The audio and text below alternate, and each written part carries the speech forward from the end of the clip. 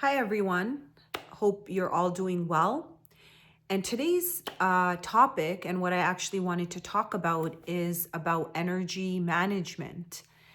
And so I feel like this is a super, super important topic on the twin flame journey, in your career, in your family, everywhere. And so, what is energy management, and how do we manage our energy? So, I would like to share a bit about myself and how I used to leak my energy and how it was actually repelling my twin flame away from me. So, for example, like you and your twin flame are one consciousness, right? So, in this one consciousness, there can be a lot of unresolved upsets, right? So, for example, certain patterns that are unresolved. And so, for example, boundaries, right? So imagine like your one consciousness, and in that one consciousness, you never learned what a boundary is. So when you don't have any boundaries, what tends to happen is that you keep your energy and yourself open to allowing anybody and everybody to come in and take from you, right? So if you think about it, imagine like you have a purse, right? You have your purse, your physical purse, and or your wallet, and you go out and you keep your purse open in the restaurant. You keep it open, you go to, let's say, like a shady area.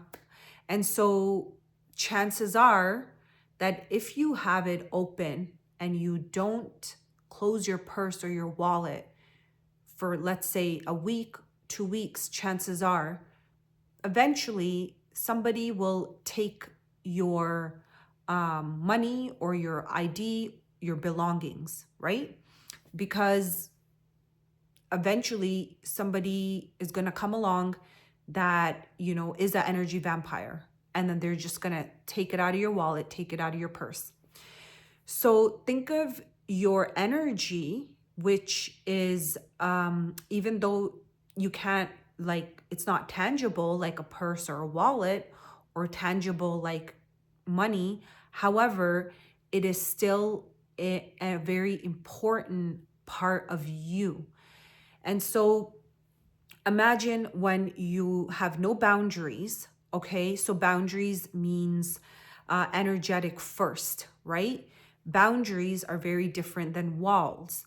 So a boundary is, you can imagine, if I keep my fingers like this, so this is a boundary, right? And I could still let love in, right? But it's like contained, like it's not completely shut down, but it's still like I can receive, versus a wall, which is like this, right? Walls will not let anything in.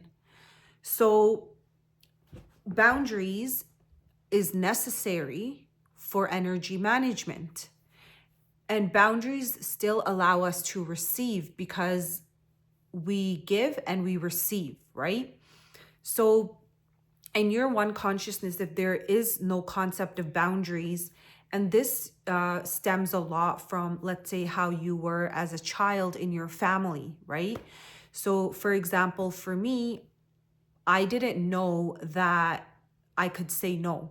I thought that saying no meant that I am disrespectful, right? So that's what I associated no with, disrespect, because I was never taught that my feelings are safe. I wasn't ever taught that my body is mine, and that, for example, if I was in my room, people would barge in.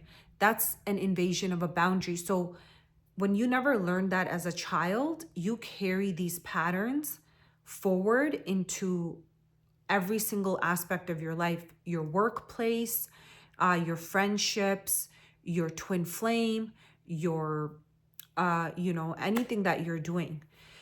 So, yeah, so basically, you want to make sure that when you're going out anywhere that you have boundaries with energies, right? So not keeping yourself completely open, and that could also mean people venting to you, right? So when people vent to you, even if you're quietly listening, they're still taking from you, right? So that's one important way to manage your energy. So you could be leaking energy by giving people a lot of explanations. For example, one of another like example I would like to use, or like the pattern that I had, was over explaining, right? So like, let's say if I'm at work and somebody calls me, I'm like giving them an explanation about why I cannot attend their call. And so that is a lot of like energy leakage, where I'm constantly like explaining myself. Like, I don't need to explain myself if I'm at work or I'm doing anything. But once again, when your boundaries were crossed as a child, you don't know that, oh, I don't need to explain this, right? Because you end up feeling like you're disrespecting the other person. You feel that other people are entitled to your energy for free. That, okay, I can just give all of this away for free because that's respectful. That's not respectful. That's actually disrespecting yourself. And so, in your, once again, in your one consciousness with your twin flame, if you do not have boundaries in place, that is gonna manifest double with your twin flame, because you're one consciousness, right? So think of like a garden. Like in a garden, you want to grow flowers and you want to grow vegetables, and you and your twin flame are like starting that garden. And so there's going to be some weeds in there, maybe, right? And imagine your twin flame doesn't pull it out and you don't pull it out. Eventually, that weed is going to be 2, 3, 4 multiplied, right? So if you are the one who's watching this video, that means that you're the one who needs to pull this weed out. That means that you're the one who needs to set the boundaries.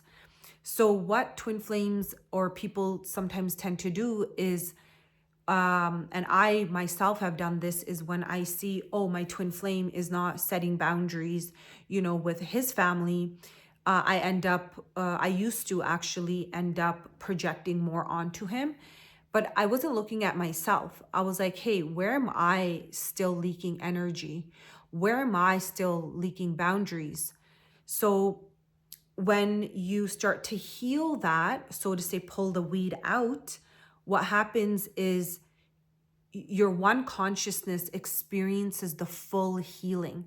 And then your twin flame will mirror back that healing to you by putting up boundaries with people around them and pouring more into your union. So they're going to put more into your garden, your shared garden, right? So if you're watching this video, that means that this is something that you have to work on, right?